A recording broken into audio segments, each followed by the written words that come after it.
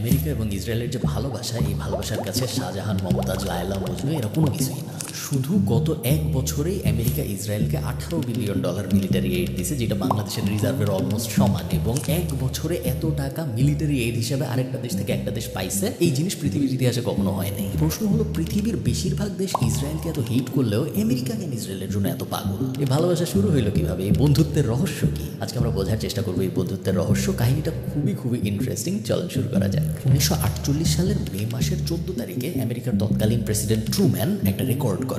রেকর্ডটা কি? উনি ইসরায়েলকে দেশ হিসেবে স্বীকৃতি দেন। এখন একটা দেশের আরেকটা দেশকে স্বীকৃতি দেওয়া তো কোনো রেকর্ড না। আমেরিকা তো বাংলাদেশকেও স্বীকৃতি দিছিল 1972 সালের এপ্রিল মাসে। ট্রুম্যানের ক্ষেত্রে এটা রেকর্ড, কারণ ট্রুম্যান ইসরায়েলকে দেশ হিসেবে স্বীকৃতি দিছে মাত্র 11 মিনিটের মধ্যে। মজার ব্যাপার কি দেখেন, ট্রুম্যান 11 মিনিটের মধ্যে স্বীকৃতি দিল, তার মাত্র 2.5 দিন পর রাশিয়া স্বীকৃতি দিছে ইসরায়েলকে। জিনিসটা আপনি দেখেন, আমেরিকা এবং রাশিয়া দুইটা একজনের শত্রু দেশ, কিন্তু দুই দেশই ইসরায়েলকে স্বীকৃতি দেওয়ার জন্য লাফালাফি করতেছে যে কে কার আগে স্বীকৃতি দিবে। প্রেসিডেন্ট ট্রুম্যানকে পরে জিজ্ঞেস করা হয়েছিল যে এত তাড়াহুড়া করে মাত্র 11 মিনিটের মধ্যে কেন ইসরায়েলকে স্বীকৃতি দিতে হলো, এবং উনি বেশ অনেস্ট একটা অ্যান্সার দিয়েছিল, এবং এই অনেস্টি ব্যাপারটা আমার ভালো লাগছে। But don't think that decision to recognize Israel was an easy one. I had to make a compromise with the Arabs and divide Palestine. The Jews wanted to chase all the Arabs into the Tigris and Euphrates River, and the Arabs wanted to chase all the Jews into the Red Sea.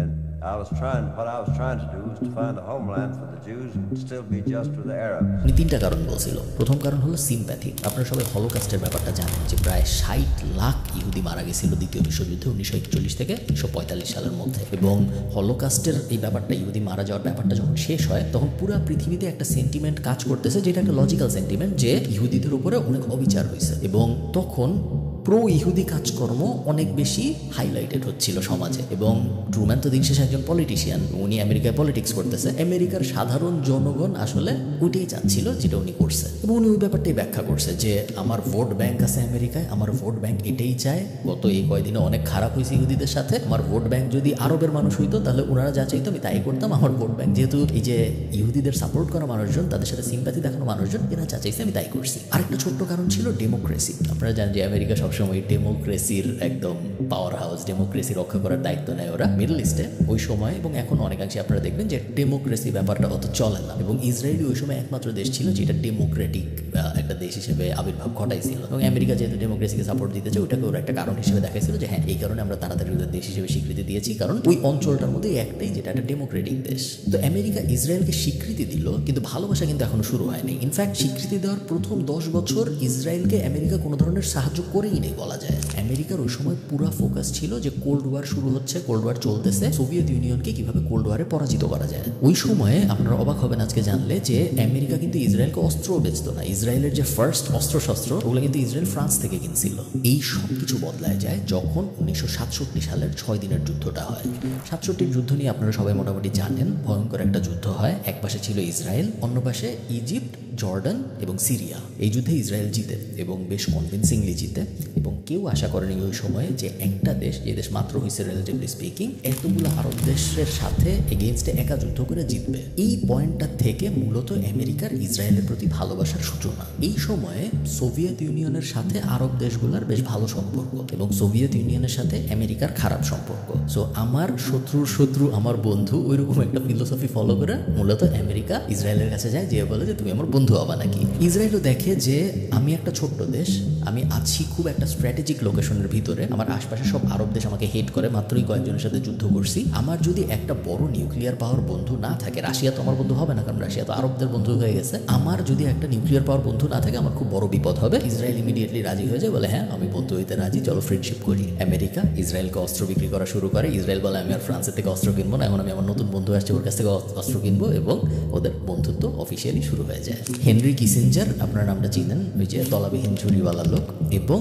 তখন আমেরিকার president ছিল হইল গিয়ে Nixon. এই দুইজন মিলে মূলত ইসরায়েলের সাথে আমেরিকার বন্ধুত্বটা পাকাপোক্ত করে। আপনি যদি আমেরিকার পিওভি থেকে দেখেন, পয়েন্ট অফ ভিউ থেকে, তাহলে অ্যাকচুয়ালি আমেরিকার জন্য এটা স্ট্র্যাটেজিক্যালি রাইট মুভি বলেই মনে হয়, কারণ ওই অঞ্চলে আমেরিকার একটা এলাই দরকার ছিল যে এই এলাই তার কথা শুনবে। বাকি দেশগুলোর তো আসলে কথা শোনার দরকারও নেই, তারা অনেক পাওয়ারফুল দেশ, আবার শুনতেও না, কারণ সোভিয়েত প্রভাবে।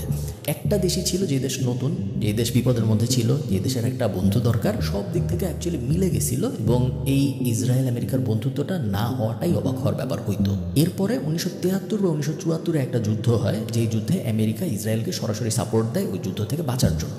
এবং তারপরে 1978 সালে আমেরিকা যে একটা ডিল করে, এই ডিলটাকে আমরা বলবো বড় ভাই ডিল। বড় ভাই ডিলটা কি, ও ইসরায়েলের কাছে যায় এবং ও ইজিপ্টের কাছে যায়। জিমি কার্টার ছিল তখন প্রেসিডেন্ট, এবং এই দুই দেশের কাছে যায়। আমেরিকা বলে যে ভাই তোমরা দুইজনই ভালো, তোমাদের মধ্যে মারামারি করার দরকার নেই, আমি ইসরায়েলকে বছরে $3 বিলিয়ন দিব এবং আমি ইজিপ্টকে বছরে $2 বিলিয়ন দিব। বদলে তোমরা দুইটা জিনিস করবা। 1 নম্বর জিনিস, নিজেদের মধ্যে মারামারি কামড়াকামড়ি করবা না, এবং 2 নম্বর জিনিস, আমি যখন যা বলবো শুনবা। দুই দেশই রাজি হয়ে যায় এবং এই যে আমেরিকা ইসরায়েলকে টাকা দেওয়া শুরু করলো, এই টাকা দেওয়া কখনো আর থামে নাই। আচ্ছা, আপনারা ভাবতে পারেন যে এটা কেমন ভালোবাসা, এই ভালোবাসা কি শুধু টাকা দিয়েই সীমিত? আমেরিকা কি ইসরায়েলকে খালি টাকাই দিতে থাকবে? ভালোবাসার একটা গোল্ড ডিগিং টাইপ সম্পর্ক হয়ে গেল, ভালোবাসা হইল না? ব্যাপারটা তা না, ব্যাপারটা আসলে এর থেকে আরেকটু ডিপ। আমেরিকা এবং ইসরায়েল 1985 সালে ফ্রি ট্রেড এগ্রিমেন্ট শুরু করে।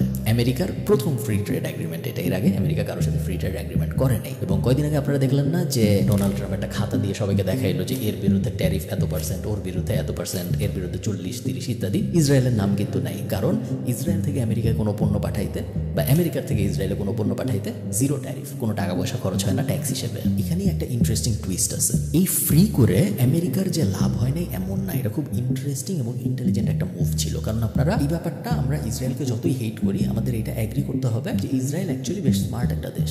এবং এই যে স্মার্ট একটা দেশ, ইসরায়েল 3টা কারণে বিখ্যাত ছিল ওই সময়। 1 নম্বর হল গিয়ে ইন্টেলিজেন্স, মোসাদ অনেক স্ট্রং একটা ইন্টেলিজেন্স ছিল। 2nd মেডিকেল ইকুইপমেন্ট, এবং 3rd টেকনোলজি। এই 3টা ব্যাপারে ইসরায়েল পুরো দুনিয়ার বেস্টদের মধ্যে একজন ছিল। আপনার যত বড় শত্রুই হোক, আপনার শত্রুর শক্তিমত্তা সম্পর্কে তো আপনার জানতে হবে, তাই না? সো বেশ স্ট্রং ছিল। আমেরিকা এই যে ফ্রি ট্রেড এগ্রিমেন্টটা করলো, এতে করে ইসরায়েলের তো লাভ হয়েছেই, আমেরিকারও অনেক লাভ হয়েছে, কারণ ইসরায়েলের অনেক ট্যালেন্ট আমেরিকা যাওয়া শুরু করছে, ইসরায়েলের অনেক প্রযুক্তি আমেরিকা যাওয়া শুরু করছে। এবং বলা হয় বর্তমানে আমেরিকার 3 থেকে 4 লাখ জবের ডিরেক্ট কারণ হইল এই ফ্রি ট্রেড এগ্রিমেন্ট। এটা যদি না থাকে, মূলত ইসরায়েল আমেরিকা 4 লাখ কর্মসংস্থান সৃষ্টি করছে। যদি এই ফ্রি ট্রেড এগ্রিমেন্ট চলে যায়, 4 লাখ কর্মসংস্থান নাই হয়ে যাবে। আরেকটা বড় কারণ যে কারণে আমেরিকা ইসরায়েলকে অনেক ভালোবাসে, সেটা হলো ইসরায়েলের AIPAC lobby, the American Israel public affairs committee. এই কমিটিটাকে ফরচুন ম্যাগাজিন বলছিল পৃথিবীর সবচেয়ে পাওয়ারফুল লবিং কমিটিগুলোর একটা। প্রত্যেক বছর যখন এদের ইভেন্ট হয়, যে বছর শেষে হয় না পিকনিক টাইপ জিনিসপত্র, এমন কোনো কংগ্রেসম্যান নাই আমেরিকান যে এই পিকনিকে অ্যাটেন্ড করে না। অলমোস্ট সবাইকে লবিং করে কিনে ফেলছে এই ইসরায়েলি প্রো গোষ্ঠীটা। শুধু তাই না, ইসরায়েল এমন ইন্টারেস্টিং কাজ করছে আমেরিকানদের কনভিন্স করার জন্য, যেগুলো আপনি না শুনলে বিশ্বাস করবেন না। যেমন ইসরায়েল একদম শুরুর দিকে বুঝে গিয়েছিল যে মানুষকে কনভিন্স করার সবচেয়ে বড় উপায়গুলোর একটা হলো মিডিয়া ন্যারেটিভ কন্ট্রোল করা। হলিউডের সবচেয়ে বড় 10টা প্রোডাকশন হাউসের 8টা ইসরায়েলি মালিকানায় চলে গেছিল একটা সময়ে, এবং যেগুলো মালিকানায় যায়ও নাই, ওগুলাও যখন সিনেমা প্রডিউস করতে আসতো, সাধারণত এই সিনেমাগুলো ফান্ড করতো ইসরায়েলি মানুষজন এবং ন্যারেটিভ ঢোকানোর চেষ্টা করতো। আপনারা জানেন নাকি জানি না, বেশ ইন্টারেস্টিং একটা সাইড নোট, এটা এই কাহিনীর সাথে রেলেভেন্ট না। প্রথম যে টাইটানিক মুভিটা বের হয়েছিল, যেটা জনপ্রিয় টাইটানিক মুভি, ওইটা না, তার আগেও আরেকটা টাইটানিক মুভি বের হয়েছিল 1940-এর আশপাশে, আপনারা ইউটিউবে পাবেন। ওই টাইটানিক মুভিটা কিন্তু হিটলারের ফান্ড করা ছিল, নাজি পার্টি ফান্ড করছিল এটা। এবং ওই টাইটানিকটা যদি আপনি দেখেন, ওই টাইটানিকটার থিমটা হলো যে টাইটানিক ডুবে যাচ্ছে, নাজি বাহিনী চেষ্টা করতেছে টাইটানিক যেন না ডুবে, এবং ওদেরকে হিরো হিসেবে দেখানো হয়েছে ওই পুরো সিনেমাটার ভিতরে। একটা প্রোপাগান্ডা টাইপ সিনেমা ছিল। তো এই কাহিনীটা আমার হঠাৎ মনে পড়ে গেল, কারণ ইসরায়েল এই সেম জিনিস আরও অনেক বেশি যত্ন করে 40 বছর ধরে করছে, যেই কারণে আমেরিকান মানুষের মধ্যে, আমেরিকান গভর্নমেন্টের মধ্যে, আমেরিকান পলিসি মেকারদের মধ্যে প্রো ইসরায়েল যে মেন্টালিটি, এটা একদম ছোটবেলা থেকে আসছে। এটা খুব সহজে আপনি সরাইতে পারবেন না। মজার ব্যাপার কি জানেন, ইসরায়েল এখন এই সেম জিনিস ইনফ্লুয়েন্সার দিয়ে করতেছে। অক্টোবরের যে অ্যাটাকটা হলো, সেই অ্যাটাকটার পরে দেখা গেছে যে টুইটারে 4 মিলিয়ন ইমপ্রেশন কিনেছে ইসরায়েল নিজেদের ন্যারেটিভ প্রমোট করার জন্য। ডিজিটাল অ্যাম্বাসেডর ইন্টার্নশিপ প্রোগ্রাম বলে একটা বিষয় আছে ইসরায়েলের, যেখানে কলেজের এবং ইউনিভার্সিটি স্টুডেন্টদের ওরা $1000 দেয়, বদলে বলা হয় যে আমাদের কিছু ন্যারেটিভ আছে, এই 8টা ব্যাপার আছে আমরা প্রতিষ্ঠা করতে চাই, তোমাদের এই 8টা ব্যাপার প্রতিষ্ঠা করতে হেল্প করতে হবে। কিন্তু মজার ব্যাপার কি জানেন, এত কিছু করার পরেও, এত চেষ্টা করার পরেও ইসরায়েলের প্রতি মানুষের সহমর্মিতা কিন্তু আমেরিকা কমতেছে। আপনি যদি 30 বছর আগেও পোল করতেন, আপনি দেখতেন 90% মানুষ আমেরিকায় ইসরায়েলকে সাপোর্ট করে। বাট এখনকার পোলগুলোয় আমরা প্রত্যেকটায় দেখতে পাচ্ছি 50%, 45%, 52%, 53% এরকম। আপনি 10 বছর আগে এটা কল্পনাও করতে পারতেন না যে আমেরিকার মাটিতে আমেরিকার ইউনিভার্সিটি স্টুডেন্টরা ইসরায়েলের বিরুদ্ধে প্রোটেস্ট করবে, বাট এই জিনিস এখন অহরহ হচ্ছে। কিন্তু প্রবলেম হলো সরকারি হর্তাকর্তারা যারা পলিসি মেকার তারা এখনো সেই ইসরায়েলের প্রতি ভালোবাসা রেখে দিয়েছে। আচ্ছা, ভিডিও শেষ করবো, বাট একটা খুবই ইন্টারেস্টিং কাহিনী না বলে শেষ করাটা একদমই উচিত হবে না। সেটা হলো ইসরায়েলের যে প্রাইম মিনিস্টার বেঞ্জামিন নেতানিয়াহু, আপনারা কি জানেন যে ইরাকের যে যুদ্ধটা হয়েছিল, আমি তখন অনেক ছোট, ইরাকের যুদ্ধের আগে বেঞ্জামিন নেতানিয়াহু ঠিক এক্স্যাক্টলি, আপনারা ভিডিও পাবেন ইউটিউবে, এক্স্যাক্টলি সেম কথা বলছিল যে ইরাকে পারমাণবিক বোমা আছে, আমাদের খুব তাড়াতাড়ি অ্যাকশন নিতে হবে যদি আমরা পারমাণবিক বোমা সাদ্দাম হোসেন ওই অ্যাঙ্গেল থেকে বাঁচতে চাই। আমেরিকার উচিত ইমিডিয়েটলি অ্যাটাক করা যদি পারমাণবিক বোমা ইরাক বানায় ফেলবে, এরকম সিচুয়েশন না বানাইতে চাই আমরা। যদি আমেরিকা এটা না করে তাহলে আমেরিকা খুব বড় বিপদের মধ্যে পড়বে, ইসরায়েলও খুব বড় বিপদের মধ্যে পড়বে। There is no question whatsoever that Saddam is seeking and is working and is advancing towards the development of nuclear weapons.